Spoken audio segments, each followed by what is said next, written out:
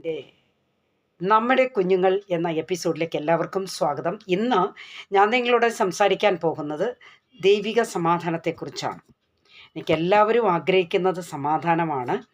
എന്നാൽ മിക്ക കുടുംബത്തിലും സമാധാനം ഇല്ല, സന്തോഷമില്ല, സ്വസ്ഥതയുമില്ല എന്ന് പറയും നമുക്ക് കേൾക്കുവാനായിട്ട് കഴിയും. മിക്കപ്പോഴും വീടുകളിൽ വഴക്കാണ്. ഒന്നിച്ചു കൂടിക്കഴിഞ്ഞാൽ വഴക്കാണ്. 4 പേര് 3 പേര് ഒരു ഭവനത്തിലുണ്ടെങ്കിൽ അവർ സംസാരിക്കാൻ തുടങ്ങിയാൽ അത് വഴക്കിലേ തീരും. അങ്ങനെ ഒരു സാഹചര്യമാണ് പലരുടെയും ഭവനങ്ങളിൽ നിന്ന് നമുക്ക് കാണുവാനായിട്ട് കഴിയുന്നത്. 1 പറഞ്ഞ് 2 പറഞ്ഞ് എടുത്തേറായി, ബഹളമായി, മോശപ്പെട്ട വാക്കുകൾ പറഞ്ഞ്, പിന്നീട് അടിയായി, തള്ളായി, പിന്നെ കരച്ചിലായി. ഇങ്ങനെയൊക്കെയാണ് പല കുടുംബങ്ങളിലും കാണുന്നത്.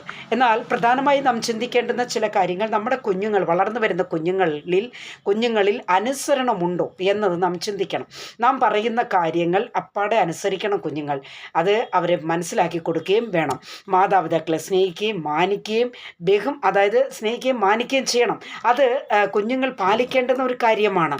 മാത്രമല്ല, കൊച്ചു കുഞ്ഞുങ്ങളുടെ കരച്ചിൽ നിർത്താൻ പോലും ഇപ്പോൾ പ്രായമുള്ളവർ ചെയ്യുന്നത് 17,000 18,000 രൂപയുടെ മൊബൈൽ ഫോൺ കയ്യിൽ കൊടുത്തിട്ട്, മോനെ അത് നോക്കുമോനെ, ഇത് നോക്കുമോനെ, അങ്ങനെ ചെയ്യുമോനെ, ഇങ്ങനെ ചെയ്യുമോനെ എന്ന് പറഞ്ഞാൽ ഫോൺ കൊടുത്തിട്ട് അവരങ്ങ് പോകും.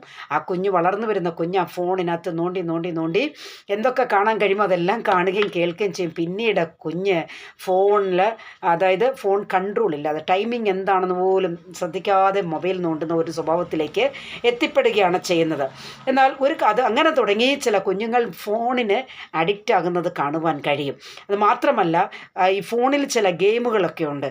ചില ഗെയിമുകൾ കുഞ്ഞുങ്ങൾ അത് കളിച്ചു തുടങ്ങിയാൽ, എൻ്റെ സഹോദരങ്ങളെ, അതിൽ നിന്ന് ചിലരുടെ അക്കൗണ്ട് ബാലൻസ് ക്ലോസ് ആകും എന്നതും മനസ്സിലാക്കിക്കൊള്ളണം. അപ്പോൾ അങ്ങനെ പല വിധത്തിൽ അങ്ങനെ അക്കൗണ്ടൊക്കെ ക്ലോസ് ആയി, എമൗണ്ട് എല്ലാം നഷ്ടമായി കഴിയുമ്പോൾ ആ ഭവനത്തിൽ പിന്നീട് എല്ലാവരും കൂടെ ചേരുന്ന സമയത്ത് ഇതൊക്കെ പറഞ്ഞ് പിന്നീട് പ്രശ്നങ്ങളിലേക്കാണ് കലാശിക്കുന്നത്.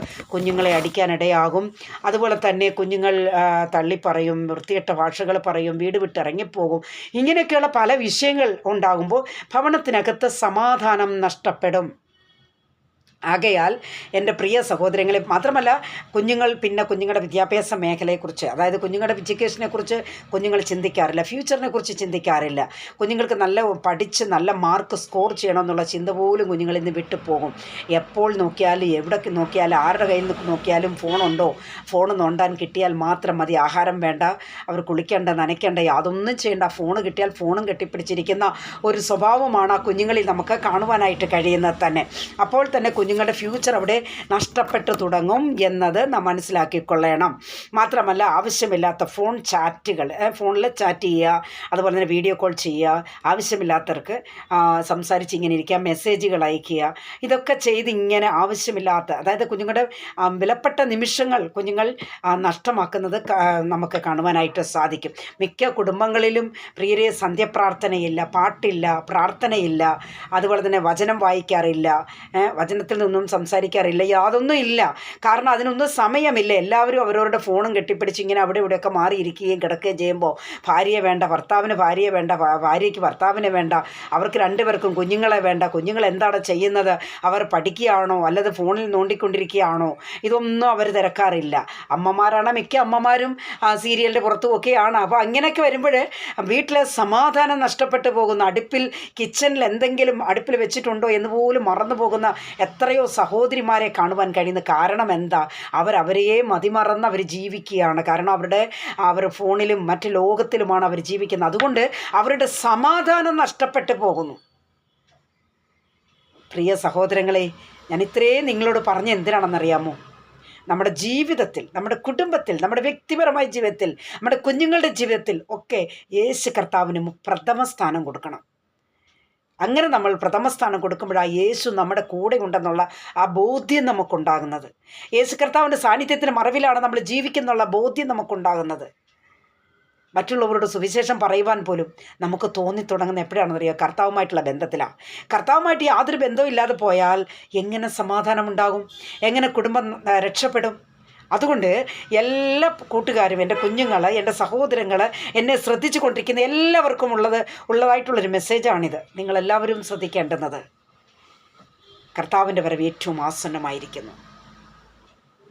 കർത്താവിൻ്റെ വരവിനായി നാം കാത്തിരിക്കുമ്പോൾ വിശുദ്ധിയോടെ വേർപാടോടുകൂടി ജീവിക്കണം. നമ്മുടെ കുഞ്ഞുങ്ങൾക്കും അത് പറഞ്ഞു കൊടുക്കണം. നാം നമ്മുടെ കുഞ്ഞുങ്ങൾക്ക് മാതൃകയായി ജീവിക്കുമ്പോൾ നമ്മളെ കണ്ട് നമ്മുടെ കുഞ്ഞുങ്ങൾ വരും.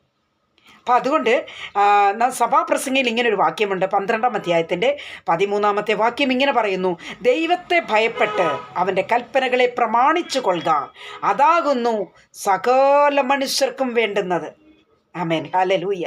ദൈവത്തെ ഭയപ്പെടുക. ഫസ്റ്റ് ഓഫ് ഓൾ ദൈവത്തെ നമ്മൾ ഭയപ്പെടുക. പിന്നീടോ അവൻ്റെ കൽപ്പനകൾ നമ്മൾ പ്രമാണിച്ച് നടക്കണം, ഫോളോ ചെയ്യണം. അതാകുന്നു സകല മനുഷ്യർക്കും നല്ലത് എന്ന് വചനം പറയും.